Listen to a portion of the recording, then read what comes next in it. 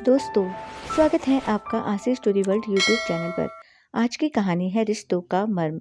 मैं जब भी अनुराग को सुधांशु अंकल के साथ देखती तो ना चाहते हुए भी मन में एक शक की लहर दौड़ जाती। बिल्कुल वही नुकीली नाक, ऊंचा माथा, भूरी आंखें और चौड़ी ठोड़ी, जैसे दोनों पड़ोसी नहीं बल्कि बाप बेटे हों।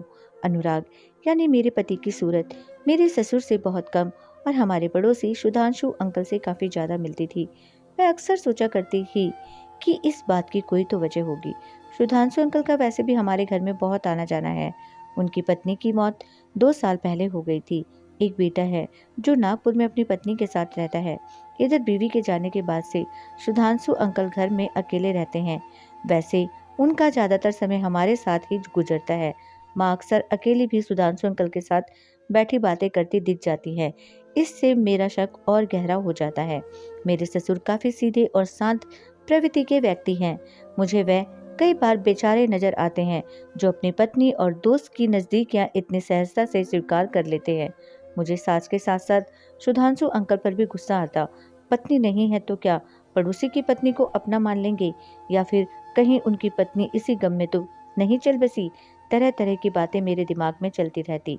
मन ही मन मैंने सुधांशु अंकल और अपनी सास की एक अलग तस्वीर अपने दिमाग में बना ली थी। हेलो बेटा, कैसे हो, हैप्पी दिवाली कहते हुए सुधांशु अंकल आए और सोफे पर पसर गए। ना चाहते हुए भी मुझे उनके पैर छूने पड़े। फेक और गलत रिश्ते ढूंढने मुझे पसंद नहीं, मगर मैं क्या करती। घर की बहू थी और अभी मेरी शादी को ज्यादा समय भी नहीं हुआ था। और बेटा, तुम्हारी सास कहाँ है, जरा बुलाना, सुधांशु अंकल ने अखबार उठाते हुए कहा। मुझे बड़ा गुस्सा आया। तल्ख आवाज में मैंने कह दिया, अंकल, ऐसा लगता है जैसे आप बस माँ से ही मिलने आते हो। कभी पिताजी और उनके सपुत्र से भी मिल लिया कीजिए।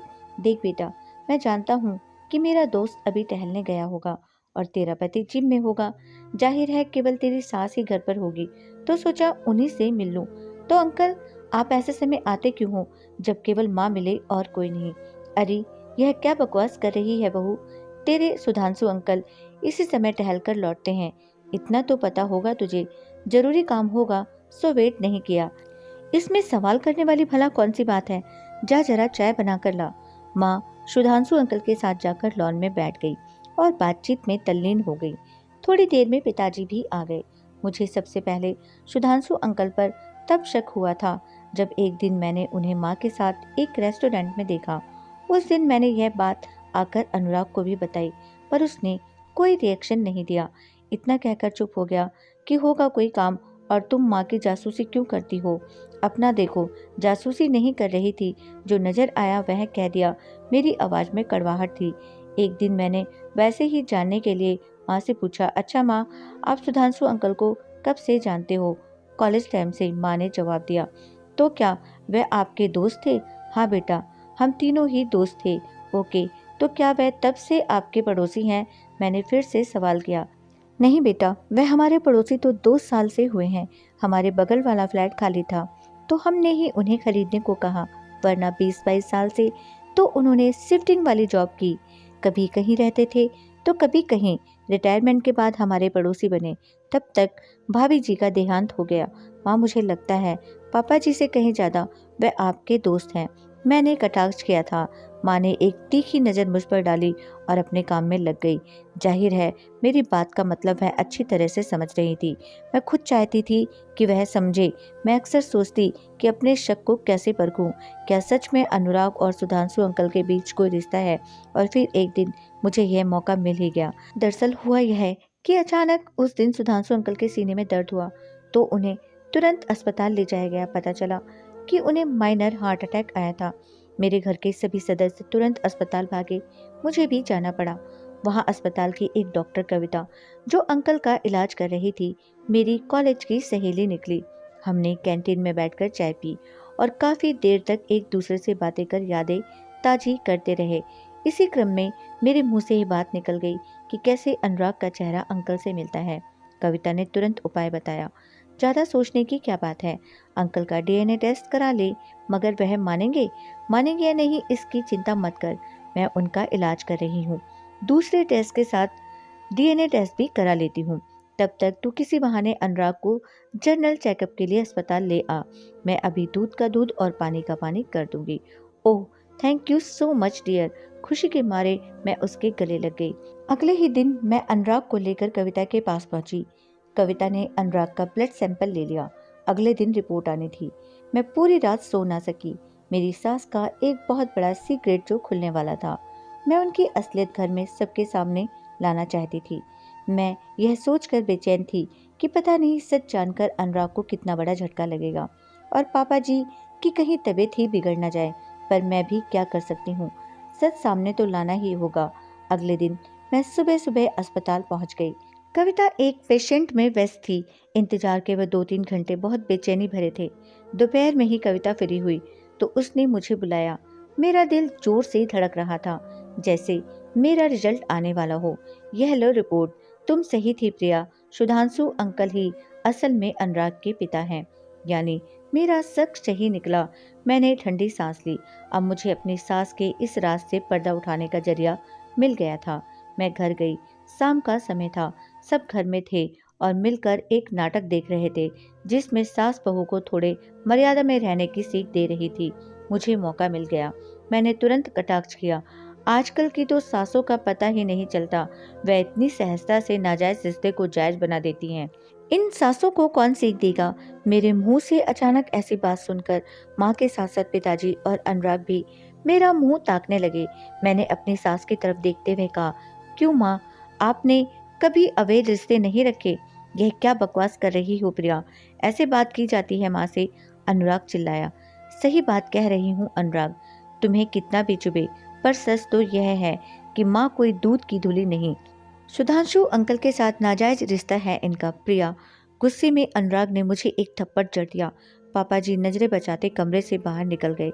मैंने अनुराग के आगे रिपोर्ट रखते हुए कहा, देख लो, मैं सच कह रही हूँ या झूठ, अपनी आंखों से देख लो। अनुराग ने रिपोर्ट पढ़ी और सकते में आ गए। सास चुपचाप बैठी टीवी देखती रही। माँ सबकी आंखों में धूल झोंक सकती है, पर मेरी आंखों में नहीं। बहुत पुराना नाजायज रिश्ता चल रहा है इनके बीच में। मैं गुस्से में कुछ और कहती, तब तक पिताजी सामने आ गए। मेरे पास वाले सोफे पर बैठते हुए बोले, बेटा, धूल झोंकना तब कहा जाता है जब कोई काम छुप कर किया जाए। यानी पापा जी, आपको सब पता था, फिर भी आपने कभी अपनी जुबान नहीं खोली। बेटा, सिर्फ पता ही नहीं था, बल्कि सच तो यह है कि मैंने ही कहा था ऐसा करने को। यह आप कह रहे हैं पिताजी? पिताजी की बात सुनकर मैं दंग रह गई थी। मैं सही कह रहा हूँ बेटा अनुराग। सुनो, कुछ ना कहो, जाने दो, माँ ने उन्हें टोका था। कहना तो पड़ेगा मधु, पिताजी ने आज सब सच कह देने का मन बना लिया था। मैं आश्चर्य से पिताजी की तरफ देख रही थी। उन्होंने कहा, प्रिया, असल में ऐसा करने के लिए मैंने ही कहा था। हमें एक औलाद चाहिए थी और मैं मधु को संतान सुख नहीं दे पाया। तब हमने तय किया कि बच्चा गोद ले लेंगे, मगर मैं मधु की संतान चाहता था।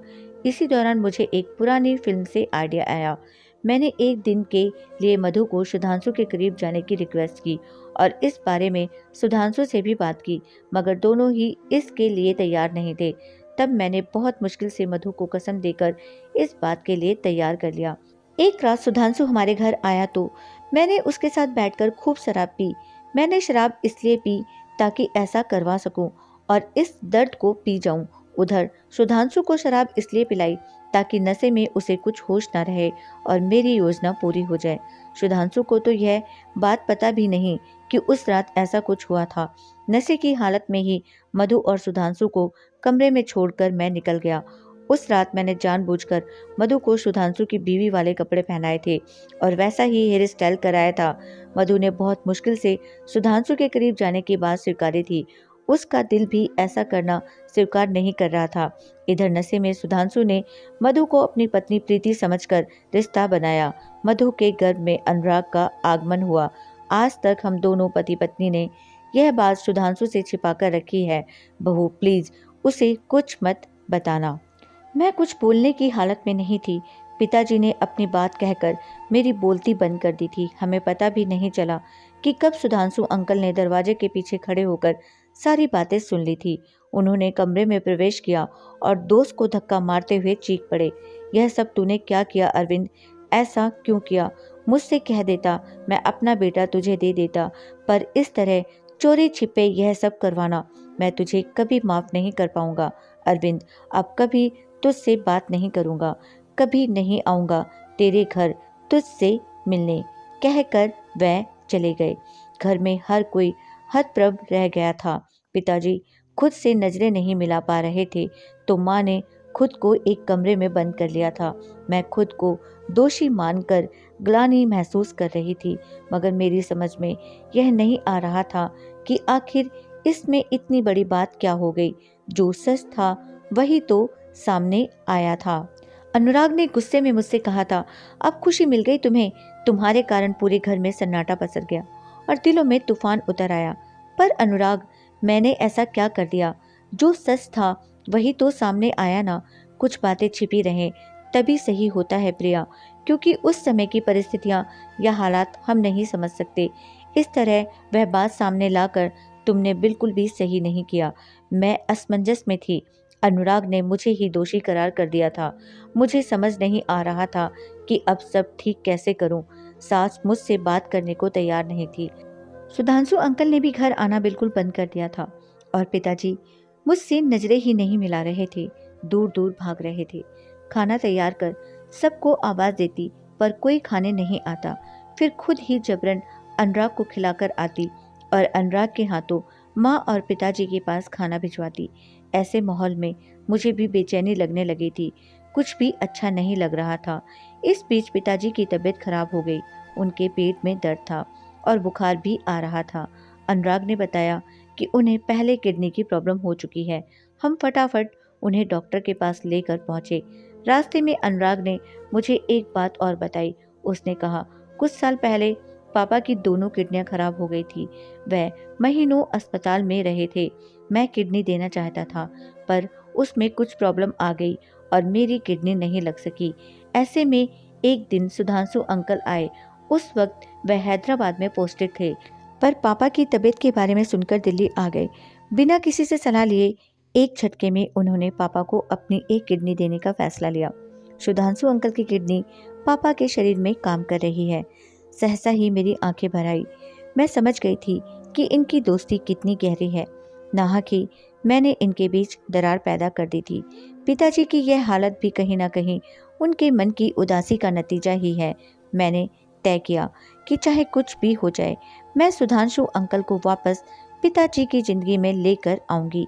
शाम के समय बिना किसी को कुछ बताए मैं सुधांशु अंकल के पास पहुंच गई। वह उदास और खामोश से अपने कमरे में बैठे हुए थे। मुझे देखकर उन्होंने आश्चर्य से मेरी तरफ देखा तो मैं उनके पैर पकड़कर रोने लगी। पिताजी, आपने मुझे यह एहसास दिला दिया है कि प्यार किसे कहते हैं। आप वाकई हमारे घर की खुशियों की सबसे जरूरी कड़ी हो। मैंने आपके और माँ के रिश्ते पर लांछन लगाने की कोशिश की, जो सरासर गलत था। वाकई गलती मेरी थी। आपके बिना हमारा घर उजड़ा हुआ सा है। आप आकर उस घर को फिर से आबाद कर दीजिए। उम्र भर के लिए आपकी एहसानमंद रहूंगी। आपको मैंने अपना तीसरा पिता माना है। पहले मेरे अपने पिता, फिर मेरे ससुर जो मेरे पिता जैसे हैं, और तीसरे आप जो सबसे प्यारे पिता हैं। यह बात मैं दिल की गहराइयों से कह रही हूँ। आपके बिना हमारा घर वीराना हो गया है। एक बार चलिए मेरे साथ। पिताजी अस्पताल में हैं। आपसे जब तक बात नहीं होगी वह ठीक नहीं हो पाएंगे। क्यों, क्या हुआ उसे? कहीं किडनी की प्रॉब्लम तो नहीं? घबराकर सुधांशु अंकल ने पूछा। प्रॉब्लम तो वही है अंकल, पर उसका सीधा नाता दिमाग से भी है। आपसे मिलकर वह ठीक हो जाएंगे, ऐसा मेरा विश्वास है। प्लीज़ आप मेरे साथ चलिए। कहते हुए मैंने उनके पैर फिर से पकड़ लिए। उन्होंने मुझे सीने से लगा लिया और तुरंत गाड़ी निकाली। हम दोनों अस्पताल पहुंचे। पिताजी बेड पर थे और बगल में माँ बैठी हुई थी। अनुराग भी उदास सा पास ही खड़ा था। मेरे साथ सुधांशु अंकल को देखते ही सबके चेहरे खिल उठे। माँ ने पिताजी को उठाया।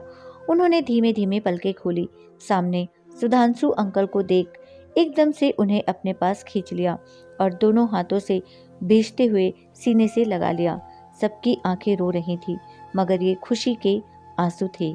सुधांशु अंकल ने पिताजी का हाथ थामकर कहा, अरविंद, तू क्या सोचता है तू ही प्यार करता है मुझसे? मैं प्यार नहीं करता। तेरे बिना मैं भी कहाँ जी पा रहा हूँ। नहीं रह सकता मैं तुम दोनों के बिना। कहते हुए उन्होंने मेरी सास की तरफ देखा तो वह भी करीब आ गईं। जानती है प्रिया, हम तीनों 3 शरीर एक प्राण हैं। हम में से कोई भी अलग हुआ तो हमारा सब कुछ बिखर जाएगा। सुधांशु अंकल ने अपनी भीगी पलकें पोंछते हुए मुझसे कहा। मैं एक बार फिर दिल से शर्मिंदा हूँ सुधांशु अंकल, आप तीनों के गहरे प्यार को मैं समझ नहीं पाई। गलत बातें कह दी। आज समझ आया कि एक दूसरे के बिना आप तीनों अधूरे हैं। आपने एक दूसरे को संपूर्णता दी है। मुझे नाज है कि मैं इस घर में आई। आप सबों के प्यार की छाया में रहकर ही मैं खुश रह सकती हूँ। मेरी बात सुनकर सास ने रोते हुए मुझे गले लगा लिया। पिताजी और अनुराग मेरी तरफ प्यार से देख रहे थे। आज मैंने रिश्तों के मर्म को समझ लिया था। दोस्तों, यह थी हमारी आज की कहानी। उम्मीद करती हूँ आपको पसंद आई होगी। आपका क्या कहना है इस कहानी के बारे में हमें कमेंट करके जरूर बताएं। वीडियो को लाइक करके चैनल को सब्सक्राइब करना मत भूलिएगा प्लीज़। मेरा चैनल नया है, मुझे सपोर्ट कीजिए। आपका कीमती समय देने के लिए दिल से शुक्रिया।